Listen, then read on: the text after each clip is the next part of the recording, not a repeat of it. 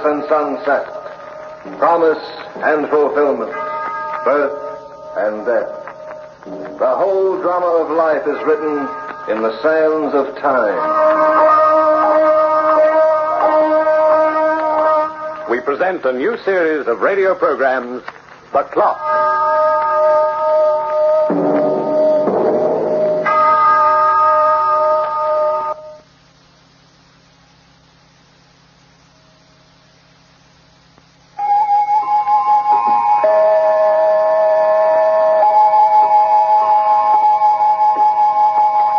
Time is a changeling as frisky as a colt and very fond of parlor tricks. Its collaborator in practical skullduggery is the air age, which has reduced the shortest distance between 2 points to an even shorter distance. Yes, time is a practical joker, but so is nature. The old lady has a way of pulling rabbits out of a hat that sometimes makes the very stars in the heavens rock with laughter, and occasionally turns the heart of mortal man to liquid ice. You sent for me, Mr. Waynard? Oh, yes, Brophy. Sit down. Cigar? Oh, thanks, Mr. Waynard. How long have you been a detective, Sergeant Brophy? 10 years, I guess. 10 years. And another 10 years from now, you'll be a lieutenant. And that's about as far as you'll go. Well, you can't expect much more in a town this size. It's not a very big place, you know. It's big enough for a man with ambition. Take me, for instance. I've been prosecuting attorney now for just 6 months. But within the next 6 months, I hope to be mayor. Well, you've got a good record, Mr. Waynard. 98% of the cases you've tried end up in convictions. 100%, Brophy. So far, I haven't missed. And I don't intend to either. Which brings me to the Lawrence case. Well, I guess that's one case you'll never get a chance to prosecute, Mr. Waynard. Why not? Because we haven't solved it. But that's ridiculous. A young girl is stabbed to death after being brutally beaten and robbed, and you say it can't be solved. Do you realize how the people in this town feel about that crime? I know. They're frightened, worried, fearful for their loved ones. They're waiting for an arrest, Brophy, and a conviction. Well, what can we do, Mr. Waynard? We haven't got a shred of evidence to work on. Brophy, Anne Lawrence's murder was one of the most publicized crimes in the county in years. And the man who puts a rope around the neck of her killer will be a hero. Well, it would be a feather in your cap, I know. I wish I could make the pinch. A feather in my cap? Why, do you realize it would ensure me the election? Well, I still say we've got nothing to work on. Then find something to work on. Dig a little deeper. Bring in a suspect. I guarantee if you bring him in, I'll see him hanged.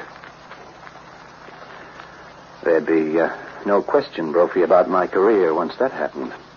I guess not. And no question about yours either. How would you like to be commissioner of police? Yeah, we don't have a commissioner now, Mr. Waynard. The chief's our top rank. The chief is a buttonhead. That's why I'm talking to you. And as far as the office is concerned, I'll create a commissioner of police after I'm elected. Well, that sounds good, but... Oh, just a moment. Oh, Waynard speaking. Oh, yes, just a second. One of your men, Brophy. Thanks. Yeah? Uh-huh. When?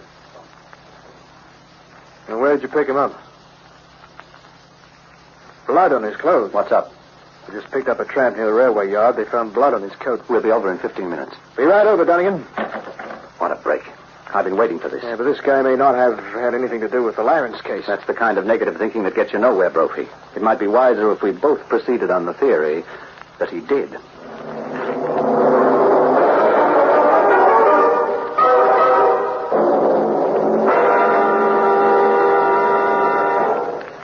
Well, I tell you, I just got into town, Mr. Waynard. Where are you from? Carson City. Your family there? I don't have any family. What are you doing here? Oh, I don't know. I thought maybe I could get a job. What about those bloodstains on your clothes? Why do you keep hounding me this way? I'm not a criminal. Answer Mr. Waynard's question. Where did you get those blood stains? All right. I'll tell you. I stole a chicken in the next town. I was hungry. I hadn't eaten for days. I stole a chicken and killed it myself. I I guess that lets me in for a petty larceny charge. But honest, I intended to send the farmer his money as soon as I got back on my feet. A chicken? You hear that, Brophy? He killed a chicken. Yeah, I heard. But it's the truth. I'm telling you the truth. Can you prove you only just got into town? Well, no. How did you get here? Hitchhiking? I hopped a freight. I rode the rod. Too bad you don't have any witnesses to prove you were somewhere else 2 days ago. Why? Because that's when Ann Lawrence was robbed and killed. And I'm holding you for the murder, Claney.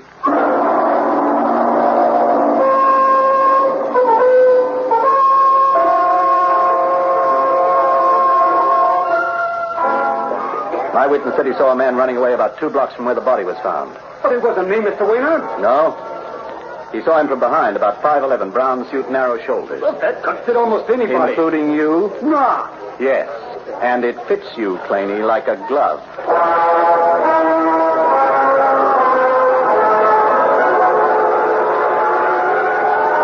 And so, ladies and gentlemen of the jury, the evidence speaks for itself. My distinguished opponent, the attorney for the defense, has tried to prove that the evidence was all purely circumstantial. Well, why not? Whoever said a guilty verdict could not be handed down on circumstantial evidence alone, providing it was a strong one. The safety of our wives and daughters may depend upon your verdict. If this man is set free, it will be a green light for every foul and ruthless beast who happens to wander into our jurisdiction. I ask of you, I beg of you, to consider this very carefully and return a verdict of guilty in the first degree.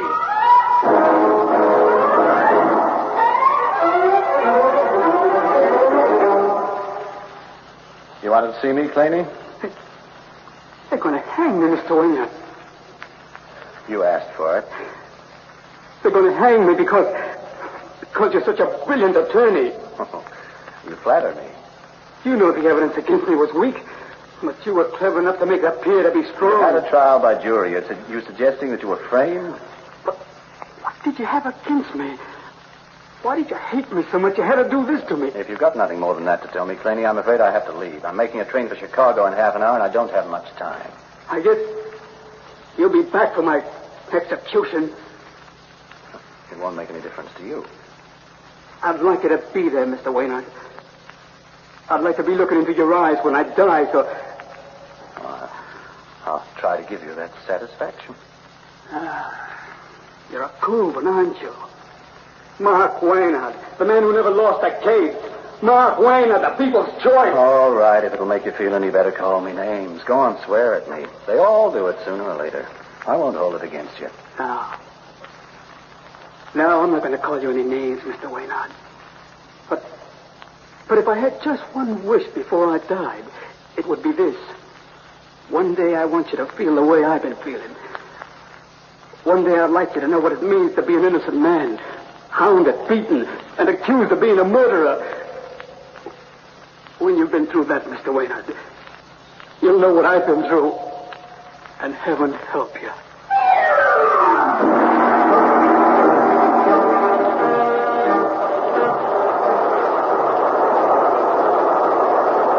Brophy. Oh, hello, Mr. Waynard. Mind if I sit down? No, not at all. Well, what are you doing aboard this train? I'm going to Newfield. Order a new scaffold. Oh. I'll have it in plenty of time for hanging. You're due for a promotion, Brophy. Am I? Yes, you'll be given a lieutenant's rating. Now, talk it over with Mayor Libby. And after the next election, Brophy, you may be in for something even bigger. Yeah, I'd just as soon not have a promotion, Mr. Waynard. Why not? Well, I don't think I deserve one. But you're getting it on the strength of the Lawrence case. Yeah, that's just what I mean. What are you driving at? Nothing, Mr. Waynard. Forget it. Mind if I look at your paper? Oh. Go ahead. Yeah, funny. What is? Did you read this about this guy Beach? He's on the front page again. Oh, they caught him? No, not yet. Let's see, he escaped from prison almost a week ago, didn't he? Yeah, 2 days before they were going to give him the chair. He's just about the most dangerous animal alive right now. He's armed with a gun, and no cop is going to take him without a fight. Where do they think he was headed for? Chicago. Police have been alerted all along the line. They've got orders to shoot on sight. Yeah, the cops aren't the only ones who will kill him on sight.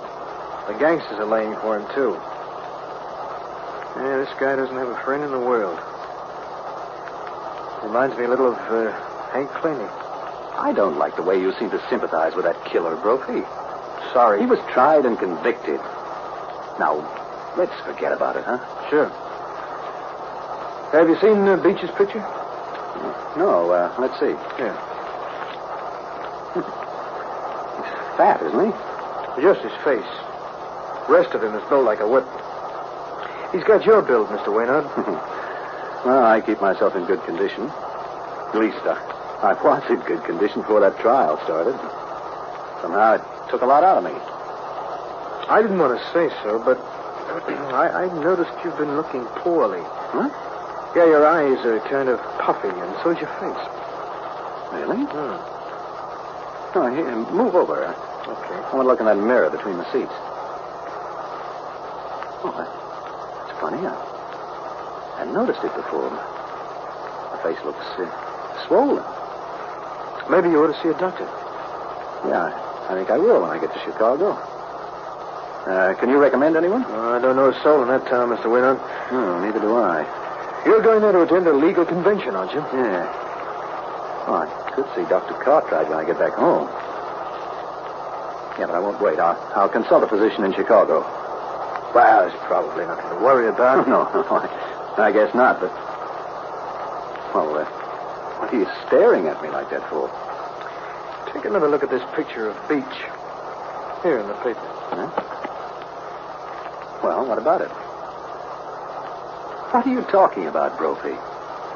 Well, maybe I'm wrong, but with your face all swollen that way... you look just like him.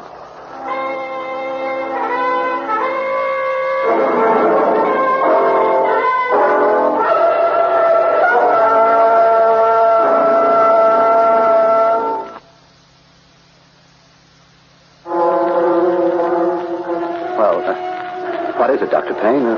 What's wrong with it? Oh, it's nothing to get excited about, Mr. Waynard. Look at my face. It's puffed up like a balloon. I don't look like myself at all. It's just an allergy. You're probably allergic to, some food, perhaps. An allergy? Is that all it is? Yes, it looks bad, but it's nothing serious. It should disappear in, about a week or 10 days. Uh-huh. Where are you living while you're in Chicago, Mr. Waynard? Oh, I've got a room at the Hotel Standard, but I haven't checked in yet. I left my suitcase across the street in the station and came here directly. I'm rather worried. Naturally. Well, I suggest you consult your own physician when you get home. Uh-huh. He may be able to prevent a recurrence. Yes, well, thanks a lot, Dr. Payne. Will this cover the fee? Oh, yes. It's odd, but you seem to remind me of someone. Do I? Someone I've seen very recently. A friend, Dr. Payne? No. Wait a minute, I've just remembered. What did I do with that newspaper? There's a paper on the chair. Oh, yes, that's the one. There was a picture in here of someone this morning who... What, Dr. Payne? Why, it's amazing. This man Beach, the killer they're looking for. I don't mean any offense by this, Mr. Waynard. Well? But if I didn't know about your present condition, I'd swear this picture was yours.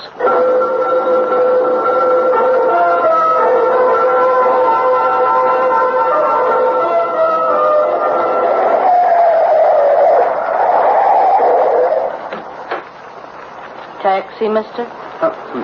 Yes, I was waiting for a cab, but Hop in. I'm an independent. You're... Quick, hop in. We're holding up traffic.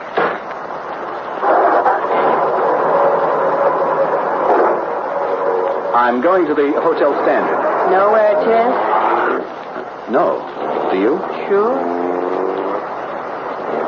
Young lady, are you sure you operate a legitimate taxi cab? Where's your meter? Cut the comedy. You sure got nerve. There's every cop in the country waiting to pot you like a rabbit. You pick on a hot town like Chicago to hole up in. What are you talking about? Look, you don't have to put on an act for me. I'm not turning you over to any dick. Oh, wait a minute. I think you're getting me mixed up with someone else. All right, have it your own way. Maybe you don't appreciate what I'm doing. Joey Proctor saw you come out of the station and cross the street to that office building. He called me and I picked you up. Just who do you think I am? Either Santa Claus or Charlie Beach. And Santa's got a long white beard, honey. Beach? That was quite a break you made. I understand you killed 2 guards on your way out of jail. Oh, look, I'm not Charlie Beach. I suggest you let me off the next corner. What? You heard me. My name's Waynard, and I happen to be an attorney. My name's Lady Godiva, only I lost my horse. Don't be funny and stop this car. You've been away too long, Charlie. Maybe you don't know the cops have set you up like a pigeon. Every cop in town knows you by sight. And this time they're gonna shoot first and ask the questions later. Let me out of this car, you fool. Suit yourself.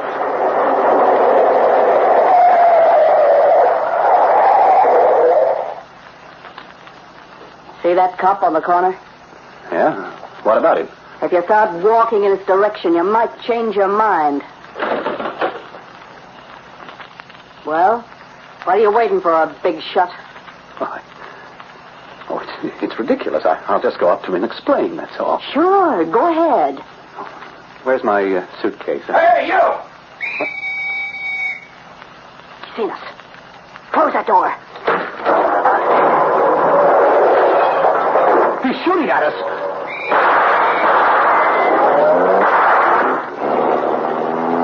Well, Charlie, do you want me to drop you off at the next convenient corner? No. I'll stay in the car. With you.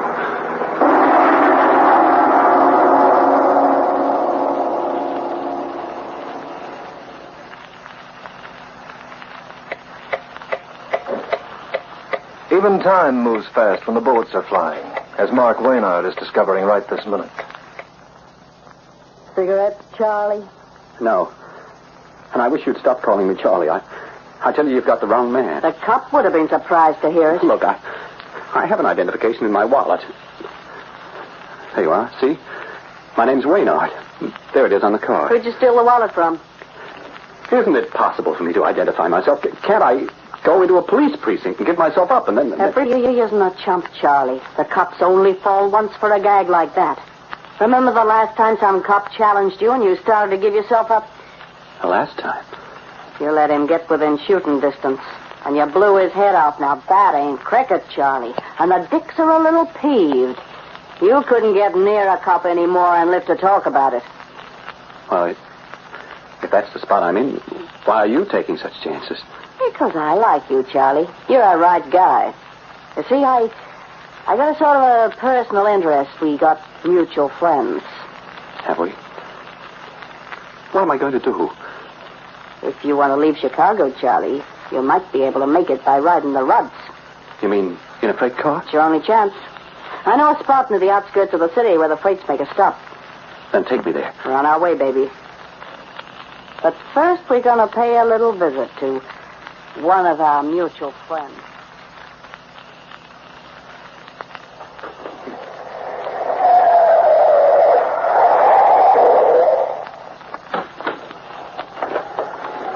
After you, Charlie. Where are we? The freight stop is just below the hill. We'll walk over this way. Through this cemetery? That's where this friend of ours lives. Look, I've changed my mind. There must be another way. Maybe I can reach that doctor who examined me. I haven't changed my mind, Charlie. What are you doing with that gun? Get moving, mister.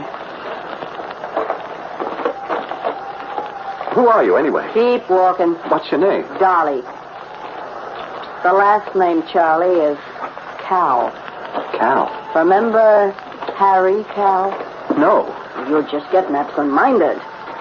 Well, this is far enough, Charlie. Turn around and look at the stone behind you. You can read, can't you? Harry Cal, it says, born July 8, 1909. Died March the 12th, 1945. The only thing it doesn't say is how he died. Are you his wife? I was for 3 months. And you decided to make me a widow, Charlie. And now you know why I've been saving you from the cops, baby. I wanted to have the pleasure of killing you myself. What are you going to do? Give you a taste of what Harry got. Only you're getting a break. You shot him in the back, Charlie. I'm giving you a chance to see what's coming. I tell you, I'm not Charlie Beach. I didn't kill your husband. Can't you believe me? Go on, Crawl. I like to watch it. Look, do you know what circumstantial evidence is? It's something you can't take for granted. You need more proof. I only look like Beach to you, but I'm someone else. You can't kill me because you've mistaken me for someone else. I made no mistake. So long, Charlie. I might give Harry my love. You see him. It's Beach! Shoot the killer! Don't let Beach get away! He only hit the day!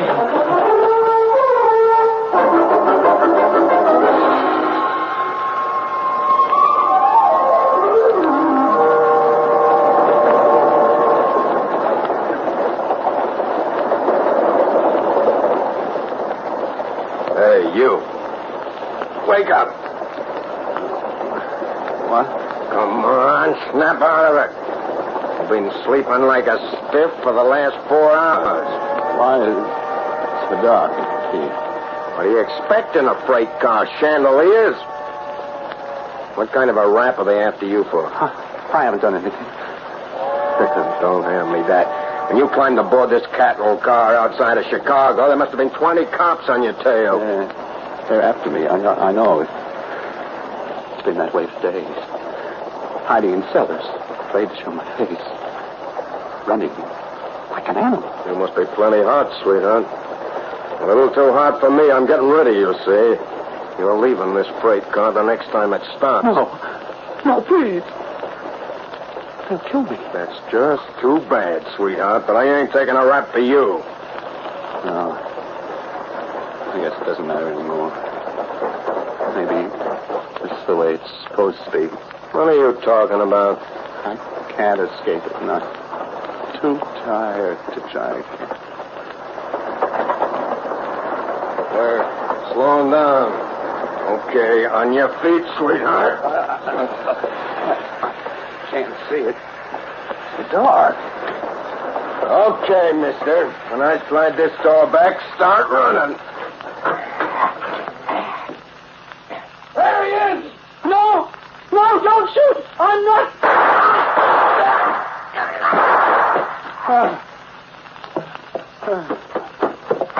we got him, Brophy. Mr. Waynard. Hey, Mr. Waynard. What are you doing here?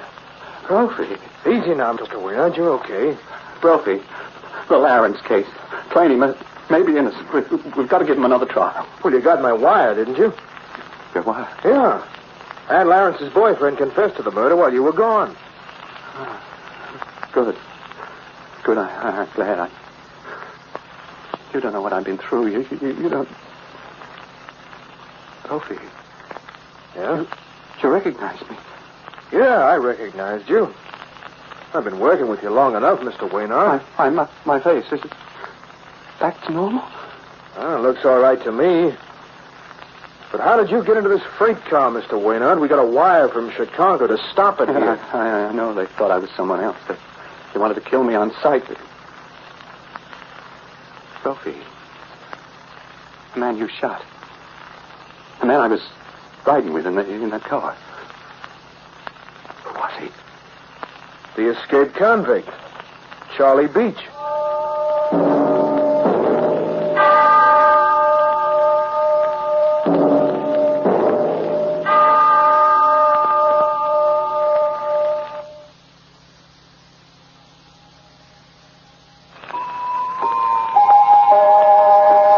And that's the story of Mark Waynard as recorded on The Clock. Coincidence? Well, perhaps, but an uncle of mine can testify to the veracity of that story. He occupies a prominent position on the courthouse wall of a small Midwestern town, and he's often watched a brilliant young lawyer plead his cases. But Mark Waynard isn't prosecuting attorney anymore. He's now counsel for the defense. The Clock will be heard again next week, same time. This program was written by Lawrence Klee and starred Hart McGuire as the voice of the Clock. As Mark Waynard, you heard John Bushell. As Brophy, Ken Wayne. Others were Al Garcia, Len Teal, Margaret Christensen, and Owen Weingott. The Clock, directed by John Saul, is a Grace Gibson radio production.